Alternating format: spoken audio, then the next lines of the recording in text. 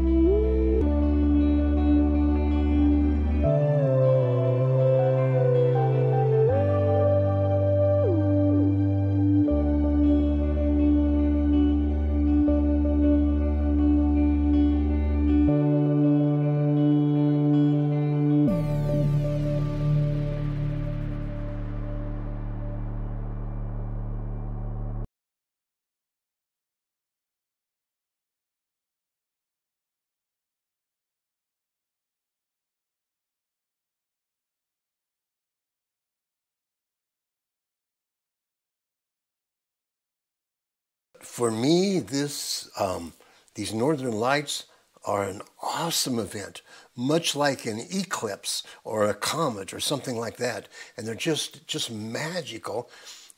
And I never thought that I would see them this far south in Illinois so well. You see, our sun is on about an 11-year cycle. And right now on that cycle, it is close to the solar maximum. So geomagnetic storms and stuff are on the rise, kind of like we have not exactly, but we have a distant moon and then we have a supermoon. This is like super excited that the sun is, and there are solar flares and corona mass ejections coming out that start the magnetic flows, and it's just amazing. Ever since I was a kid, I've been interested in northern lights, and from time to time, I've had an opportunity to be close, but never really close enough to get a good view.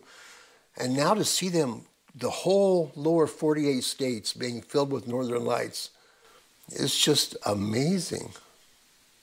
It's also interesting, I wondered, is there something about the daytime that causes more magnetic storm than at nighttime, or is it just it's too bright to see? So I looked that up because I didn't know the answer to that, and I was curious. And at this time of the solar cycle, when there's a lot of northern lights, the aurora is really inflamed. It doesn't matter if it's day or night.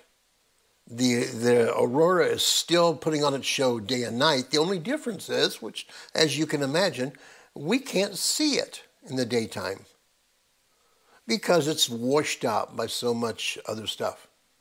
Now, it just reminds us that lights, like the northern lights, shine brightest in the darkness. People that are all over the lower 48 states that want to see the northern lights have been going out to rural areas to get the best view. Setting up the cameras to get an even better view. It captures more light. But the light shines brightest in the darkness. There is a lot of darkness in this old world that we live in. A lot of bad things happen. Some of them just are forces of nature. Some of them forces of evil. And you have a light. That light, just like the aurora shines better at night, your light is more noticeable in the darkness. Don't be afraid of the darkness. See it as an opportunity to show the love of Christ in the world around you. Be a light. Then Jesus said, "Let your light shine." Well, here we are in the middle of another week, only a few days away from being able to come into the light of God in this sanctuary and lifting up hymns and studying His Word and lifting up our prayers and praying for each other and encouraging each other. But between now and that service, we journey through a world that has a lot of pain and a lot of darkness. And you have a light. Sometime this week, between now and Sunday when we get together again, May your light shine just in a little bit of the corner of darkness in the world we live in, and you can light in your corner.